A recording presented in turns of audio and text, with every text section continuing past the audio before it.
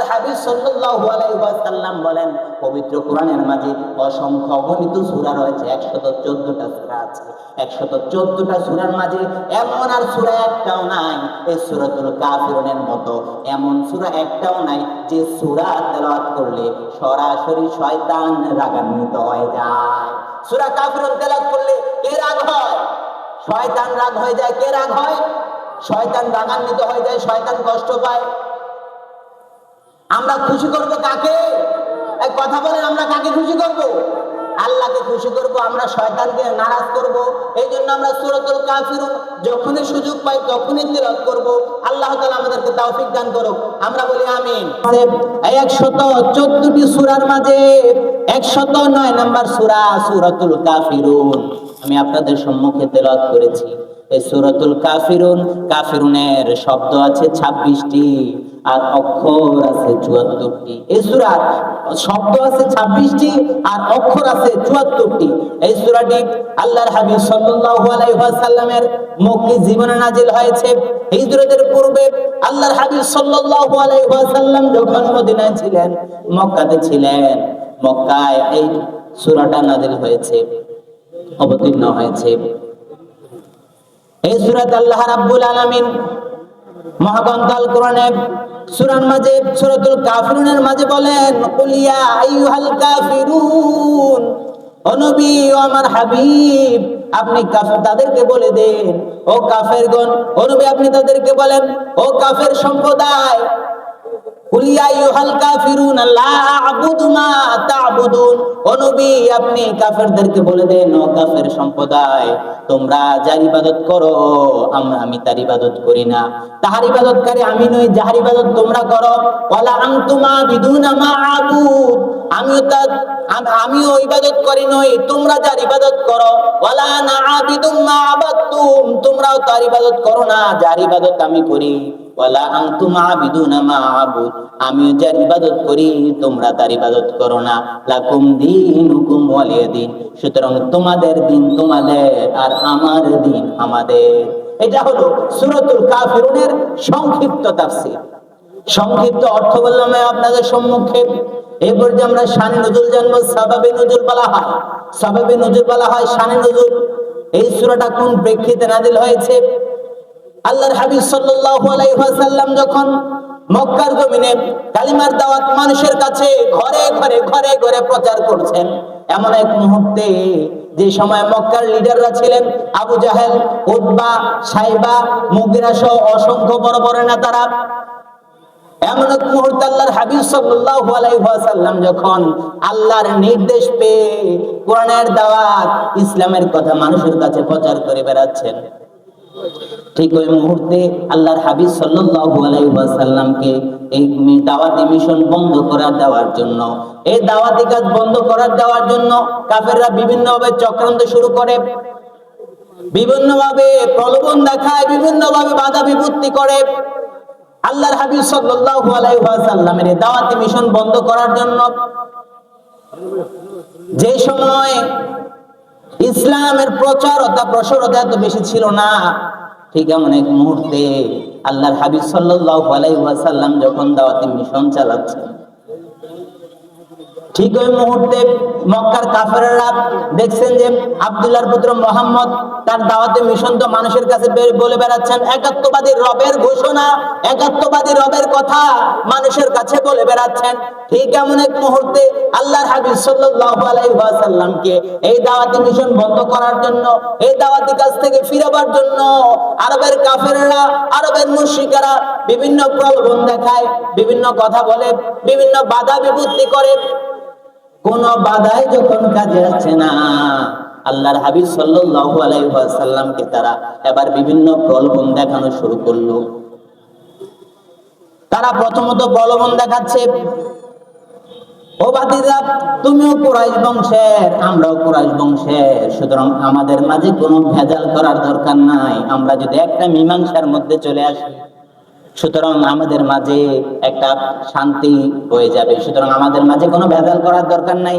ও ভাতিজা, তুমি যদি চাও তুমি ধনী হতে, তোমাকে মক্কার সবচাইতে বেশি ধনী বানিয়ে দেব আমরা।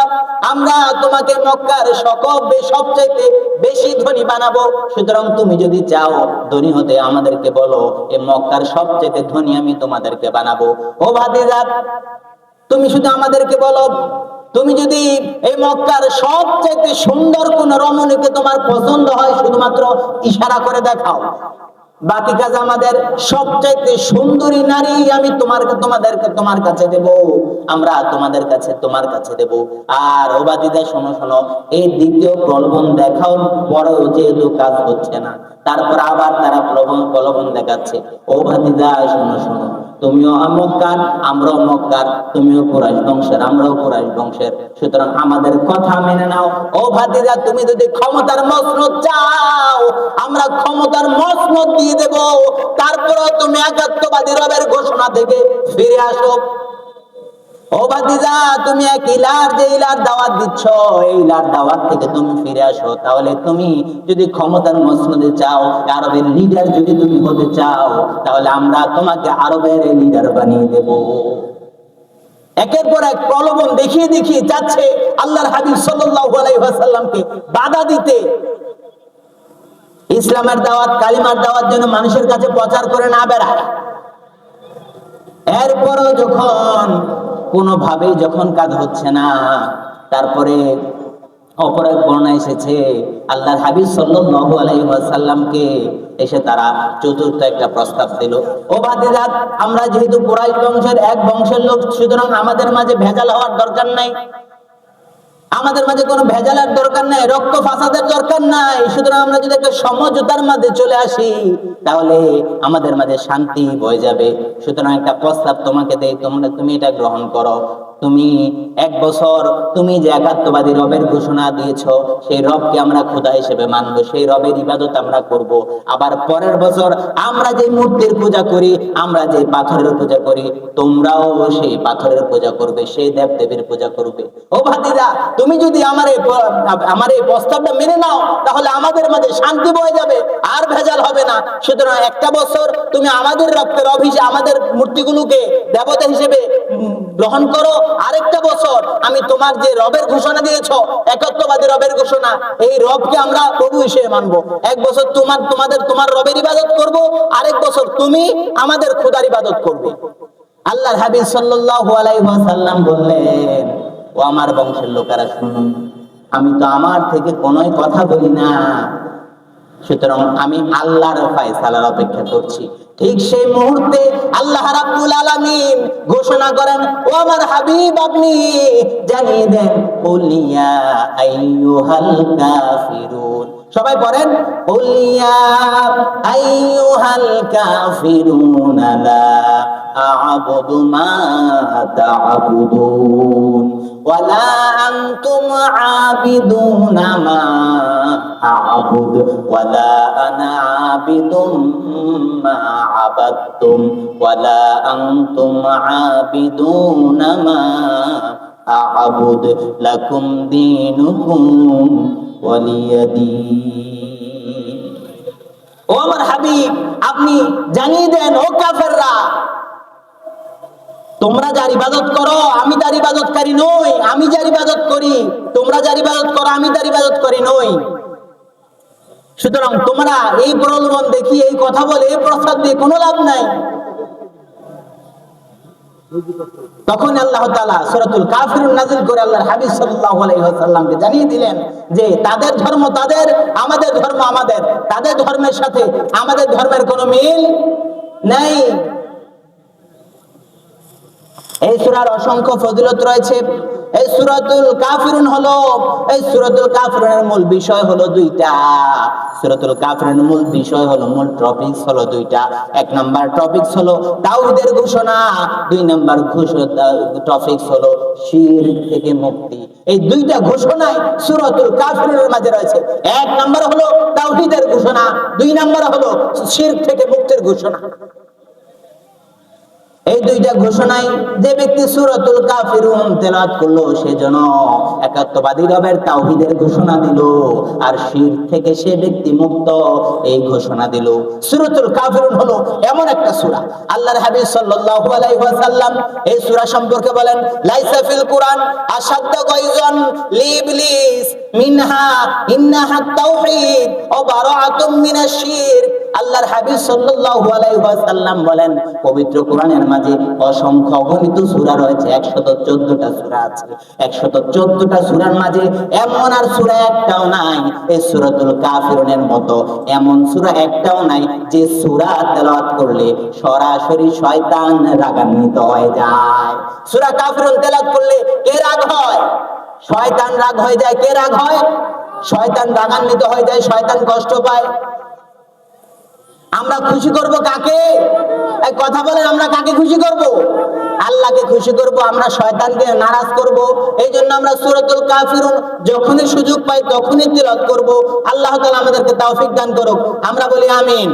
সূরাতুল কাফিরুন হলো এমন এক সূরা যে সূরা তেলাওয়াতের মাধ্যমে বান্দা যেন তাওহীদের ঘোষণা দেয় আর শিরক থেকে মুক্ত এই ঘোষণা বান্দা মানুষের কাছে দেয়। এই সূরাতুল কাফিরুন হলো এমন সূরা যেন সূরাতুল কাফিরুন যে ব্যক্তি তেলাওয়াত করবে সে ব্যক্তি যেন তামাম বিশ্বের মানুষের কাছে ঘোষণা দিয়ে দিল, ইন্নী বারিউম মিম্মা তুশরিকুন। ও দুনিয়ার মানুষ, তোমরা যতই শিরকের সাথে লিপ্ত থাকো না কেন, আমি তোমাদের কাছে ঘোষণা দিয়ে যাচ্ছি, আমি ইন্নী বারিউম মিম্মা তুশরিকুন, আমি সকল প্রকার শিরক থেকে মুক্ত। এই সূরা অসংখ্য গণিত ফজিলত রয়েছে। অসংখ্য গণিত ফজিলতের মাঝে সংক্ষিপ্ত সময়ে দুইটা ফজিলত বলে আমার আলোচনার রীতি টানবো। এই সূরার 1 নাম্বার ফজিলত হলো, অসংখ্য ফজিলতের মাঝে 1 নাম্বার ফজিলত হলো, আল্লাহর হাবিব সাল্লাল্লাহু আলাইহি ওয়াসাল্লাম বলেন, ইন্নাহা রুবুল কুরআন। এই সূরাতুল কাফিরুন হলো কোরআনের 1/4 বিশ্বনবী সাল্লাল্লাহু আলাইহি ওয়াসাল্লাম বলেন, যে ব্যক্তি সূরাতুল কাফিরুন তেলাওয়াত করবে সে ব্যক্তি সূরাতুল কাফিরুন তেলাওয়াত করবে একবার, যে ব্যক্তি সূরাতুল কাফিরুন পাঠ করবে সে যেন কোরআনের 4 ভাগের 1 ভাগ তেলাওয়াত করলো। সুবহানাল্লাহ। কোরআনের 4 ভাগের 1 ভাগ হলো 7.5 পারা। যে ব্যক্তি একবার সূরাতুল কাফিরুন পাঠ করবে সে যেন কোরআনের 7.5 পারা পাঠ করলে যে পরিমাণ সওয়াব, সেই পরিমাণ সওয়াব আল্লাহ তাআলা বান্দার আমলনামায় দান করে দেয়। সুবহানাল্লাহ।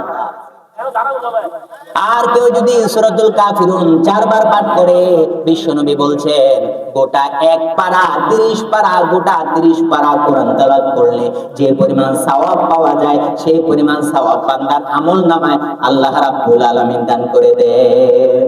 সুবহানাল্লাহ বলবেন না? আল্লাহর হাবিব সাল্লাল্লাহু আলাইহি ওয়াসাল্লাম বলেন, বুখারীর বর্ণনায়, সাল্লা রাসূলুল্লাহ সাল্লাল্লাহু আলাইহি ওয়াসাল্লাম সালাতুল ফজর বিআসহাবি ওয়া ক্বরাআ ফিহা সূরাতুল কাফিরুন ওয়া সূরাতুল ইখলাস। বিশ্বনবী সাল্লাল্লাহু আলাইহি ওয়াসাল্লাম একদিন মদিনার মসজিদে ফজরের সালাত আদায় করলেন। ফজরের সালাত আদায় করার পরে আল্লাহর হাবিব সাল্লাল্লাহু আলাইহি ওয়াসাল্লাম সাহাবীদের দিকে মুখ করে বসলেন, যেমনি আমাদের ইমাম সাহেবগণ মসজিদে নামাজ আদায়ের পরে মুসল্লিদের দিকে মুখ করে বসে। ফজরের সালাত আদায় করার পরে আল্লাহর হাবিব সাল্লাল্লাহু আলাইহি ওয়াসাল্লাম বলেন, ও আমার সাহাবীরা, আমি এখন তোমাদের সামনে আমি এখন এই ফজরের নামাজে প্রথম রাকাতে কোরআনের 1/4 তিলাওয়াত করেছি আর দ্বিতীয় রাকাতে কোরআনের 1/3 তিলাওয়াত করেছি। আল সাহাবীরা বুঝতে পারলেন না। আল্লাহর হাবিব সাল্লাল্লাহু আলাইহি ওয়াসাল্লাম তারপরে ব্যাখ্যায় বললেন, ও আমার সাহাবীরা, শোনো, আমি প্রথম রাকাতে সূরাতুল কাফিরুন তেলাওয়াত করেছি। যে ব্যক্তি সূরাতুল কাফিরুন একবার তেলাওয়াত করবে, কোরআনের 7.5 পারা তেলাওয়াত করলে যে পরিমাণ সওয়াব পাওয়া যায় সেই পরিমাণ সওয়াব আল্লাহ তাআলা বান্দার আমলনামায় দান করে দেয়। সুবহানাল্লাহ। আবার বিশ্বনবী বলেন, যে ব্যক্তি সূরাতুল ইখলাস 3 বার পাঠ করবে সেই ব্যক্তির আমলনামায় আল্লাহ তাআলা গোটা 30 পারা কোরআন তেলাওয়াত করলে যে পরিমাণ সওয়াব, সেই পরিমাণ সওয়াব আল্লাহ তাআলা বান্দার আমলনামায় দান করে দেয়। এইজন্য বিশ্বনবী বলছেন যে আমি প্রথম রাকাতে কোরআনের 1/4 তেলাওয়াত করেছি, দ্বিতীয় রাকাতে কোরআনের 1/3 তেলাওয়াত করেছি। এত অসংখ্য অগণিত ফজিলত রয়েছে সূরাতুল কাফিরুনের মাঝে। অথচ আমরা এখানে সেখানে আড্ডা দেই, আমরা সুযোগ পাইলে কত কথা মোবাইল ফেসবুক যে অযথা সময় নষ্ট করি, কিন্তু আমরা সময়কে মূল্য দেই না। অথচ আমরা যখনই সুযোগ পাই তখনই যদি সূরাতুল কাফিরুনটা পড়ি, তাহলে বিশ্বনবী বলছেন একবার শুধুমাত্র সূরাতুল কাফিরুন পড়লে 7.5 পারা কোরআন তেলাওয়াতের সওয়াব বান্দার আমলনামায় হয়ে যায়। এত সওয়াব আল্লাহ তাআলা আমাদেরকে গ্রহণ করার সুযোগ দিয়েছেন, কিন্তু আমরা সেটা করছি না। আমরা অযথা কথা, মানুষের গীবত, কার ফুট কিদা করছে, কার জি কিদা করছে, এই নানান কথা আমরা যখন সুযোগ পাই তখন বলা শুরু করে দিই। যাই হোক, আল্লাহ তাআলা আমাদেরকে সকল প্রকার দোষগুলি থেকে বেরিয়ে এসে আমরা যেন বেশি বেশি আল্লাহর ইবাদত বন্দেগীতে আমাদের জীবনটা সাজাতে পারি এবং বেশি বেশি করে এই যে ফজিলতপূর্ণ সূরাগুলো আছে এগুলো তেলাওয়াত করতে পারি। আল্লাহ তাআলা আমাদের প্রত্যেককে তৌফিক দান করুক। আমরা বলি আমিন। যতটুকু আলোচনা করেছি আল্লাহ তাআলা আমি সহ আমরা সবাই যেন আমল করতে পারি, আল্লাহ তাআলা তৌফিক দান করুক। আমরা বলি আমিন।